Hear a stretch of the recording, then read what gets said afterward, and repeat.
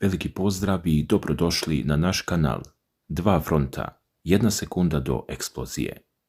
Dok se na džinovskim ekranima stadiona u Atlanti još uvek vrti repriza odlučujućeg gola za 2:1, 8000 milja južnije, u crnim ledenim vodama Južnog Atlantika, čelični trup britanskog ratnog broda HMS Medway seče talase. Ono što je počelo kao polufinale svjetskog prvenstva u fudbalu između Argentine i Engleske u roku od nekoliko sati pretvara se u najopasniju geopolitičku krizu decenije. Fudbal je davno prestao da bude samo igra.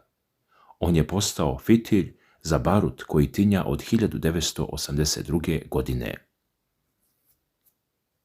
Stadion u plamenu. Thomas Tuchel. Nemo posmatra teren. Engleski snovi o prekidu 60-godišnjeg prokletstva i osvajanja titule upravo su srušeni u dramatičnom finišu. Argentina slavi, njihovi navijači prave tektonski poremećaj na tribinama, ali slavlje brzo prerasta u nešto daleko opasnije od sportskog trijumfa. Trenutak prkosa. Iz mase navijača ka igračima se spušta komad platna. Igrači Argentine ga prihvataju bez oklevanja. Pred kamerama celog sveta, pred stotinama miliona gledalaca koji prate prenos uživo, razvijaju transparent. Las Malvinas son Argentinas, u prevodu Falklandska ostrva su argentinska. U tom trenutku fudbal umire. Počinje hladni rat uživo na televiziji. I dok argentinska potpredsjednica Victoria Villarreal na društvenim mrežama deli video snimke vojnika uz poruku da su Englezi okupatori i pirati i da ono što je zabranjeno na stadionu nosimo u krvi i srcu, u Londonu se pali crveni alarm. Reakcija stiže iz Downing Streeta broj 10. Premijer Sir Keir Starmer i njegovi ministri ne gube vreme. Izjava portparola Downing Streeta odjekuje kao diplomatski šamar. Svjetsko prvenstvo možda nije naše, ali Falklandska ostrva definitivno jesu. Peter Kyle, ministar biznisa, odmah izlazi pred kamere Sky Newsa. Njegov ton je leden. Kaže, ovo je nečuveno kršenje pravila. Politici nije mesto na terenu. Zahtijevamo hitnu istragu FIFA.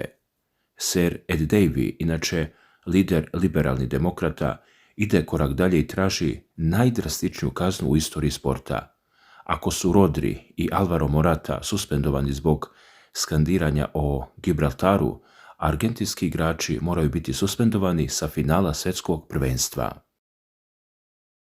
I dok se u Cirihu, u sedištu FIFA, lome koplja oko toga da li će Argentina igrati finale sa desetkovanim sastavom, na južnoj hemisferi situacija eskalira do ivice vojnog sukoba. Ilegalno putovanje. Samo nekoliko sati nakon posljednjeg zvižduka u Atlanti, argentinski ministar spoljnih poslova Pablo Kirno izdaje dramatično saopštenje. Britanski patrolni ratni brod HMS Medway ušao je u argentinske teritorijalne vode bez ikakvog odobrenja. Optužba iz Buenos Airesa. Ovo je provokacija, vojni upad u naše vode u trenutku kada slavimo trijumf. Podnosimo najoštriji protest. Odgovor Londona. Rutinska logistička posjeta Čileu radi podrške naučnicima na Antarktiku. Argentina je bila unaprijed obaveštena, sve je u skladu sa međunarodnim pravom, tvrde, ali na terenu u magli Južnog Atlantika nema mjesta za diplomatska objašnjenja. Argentinske radarske stanice prate svaki okret britanskih elisa, dok posada broda HMS Medway drži prste na sistemima za odbranu. Jedan pogrešan proračun, jedna nervozna reakcija mladog oficira sa bilo koje strane i plamen iz Atlante pretvorit će se u pravi ratni požar. Dalje, sedište FIFA u Cirihu je pod opsadom novinara. Dok se predsjednik krovne organizacije i njegovi najbliži saradnici zaključavaju na hitnom sastanku, pravni timovi grozničavo listaju pravilnike. Članovi koji zabranjuju političke poruke na sportskim borilištima jasni su kao dan, ali težina ovog slučaja prevazilazi sve dosadašnje sportske sporove. Pravni presedan. Slučaj dakle španskih reprezentativaca Alvara Morate i Rodrija iz avgusta 2024. godine visi nad glavama čelnika FIFA. Tada je kazna za skandiranje o Gibraltaru bila brza i neumoljiva. Ako su Španci suspendovani zbog jedne pesme, kako FIFA može da zažmuri na džinovski transparent pred stotinama miliona gledalaca? Međutim, stiže pritisak iz Buenos Airesa. Argentinski fudbalski savez AFA šalje oštre dopise, preteći potpunim bojkotom finala ukoliko i jedan igrač bude suspendovan. Falklandi, kažu, su deo našeg identiteta. Naši igrači nisu uradili ništa osim što su pokazali šta osjeća svaki Argentinac, glasi zvanični stav iz domovine Leonela Messija. A na ulicama Londona i Buenos Airesa, kako se navodi, ali i vojnim krugovima, tenzija dostiže tačku pucanja. Ovo više nije pitanje sportskog prestiža, ovo je pitanje nacionalnog dostojanstva. U Ujedinjenom kraljevstvu političari i vojni veterani ne biraju reči. Mark François, inače konzervativni ministar odbrane u senci, kaže, koristi priliku da uputi oštar udarac aktuelnoj vladi. Citiram ga, ovo je direktna posljedica slabosti koju laburisti pokazuju na međunarodnoj sceni, od Čagosa do Gibraltara. Kada pokažete slabost, drugi to osete i počnu da vas gaze, čak i na fudbalskom terenu. Admiral Lord West, inače bivši načelnik mornarice i komandant fregate koja je potopljena 1982. godine, kaže, sa dubokim ogorčenjem komentariše ponašanje argentinskih fudbalera. To je detinjasto, patetično ponašanje koje bismo u normalnim okolnostima trebali da ignorišemo. Ipak, nadam se da će FIFA reagovati oštro i pokazati da pravila važe za sve.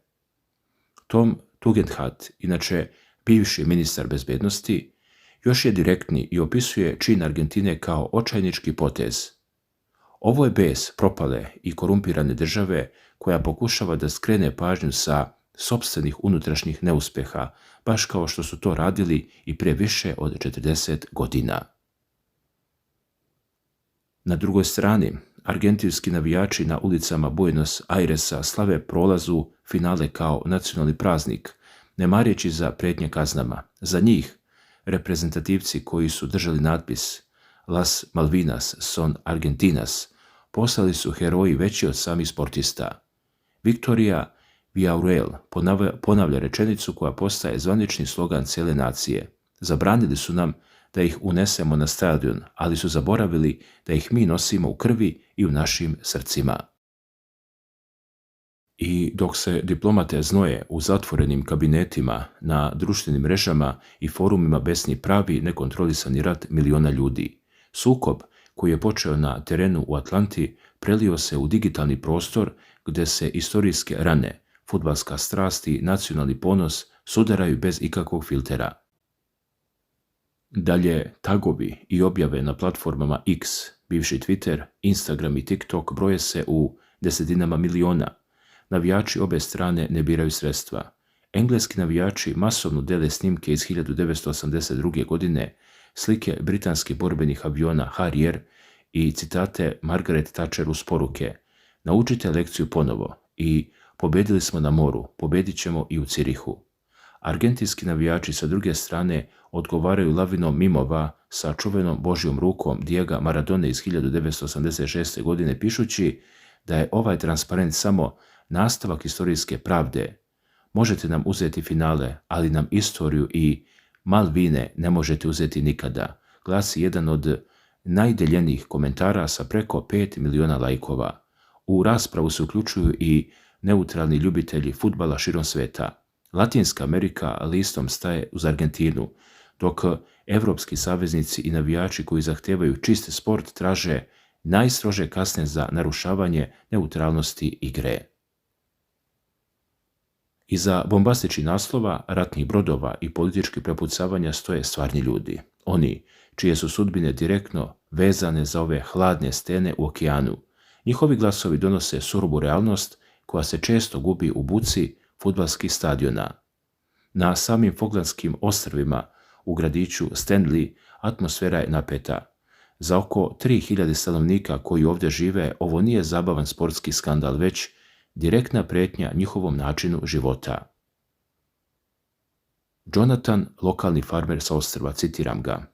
Gledali smo utakmicu sa pomešanim osjećanjima, volimo fudbal, ali kada su podigli taj transparent, u stomaku mi se prevrnulo. Za njih je to jeftina zabava i politički poen, a za nas je to posjećanje na dane kada su na bombe padale nad glavama. Mi smo Britanci, to smo dokazali na referendumu sa 99% glasova i želimo samo da nas ostave na miru. U isto vrijeme, u jednom skromnom stanu u predgrađu Buenos Airesa, stari ratni veteran i njegova porodica gledaju slavlje reprezentacije sa suzama u očima. Mateo, veteran iz 1982. godine, citiram ga. Moji drugovi su ostali tamo, u hladnoj zemlji i dubokom moru. Kada vidim te mlade momke na terenu kako drže taj natpis pred celim svijetom, ne vidim to kao politiku, vidim to kao dokaz da naša žrtva nije zaboravljena. Možda nemamo modernu mornaricu kao Britanci, ali imamo srce koje nikada neće odustati od onoga što je naše. Dragi gledalci, kada se sve sabere, ova dramatična noć u Atlanti i na hladnom Atlantiku pokazala je jednu bolnu, ali neizbježnu istinu. Fudbal nikada nije bio samo igra, niti će to ikada biti. On je ogledalo svijeta, ventil kroz koji kuljaju najdublje nacionalne frustracije, nerešeni istorijski računi i geopolitičke igre moći, dok ratni brod HMS Medvej nastavlja svoj kurs kroz maglu, a FIFA grozničavo pokušava da nađe kompromis koji ne postoji, obični ljudi ostaju podijeljeni između strasti, ponosa i straha od prošlosti koja dobija da umre.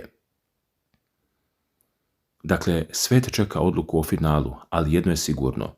Utakmica na zelenom terenu je završena, ali ona prava istorijska bitka za dušu i teritoriju nastavlja se u nedogled. Svako dobro, ljudi!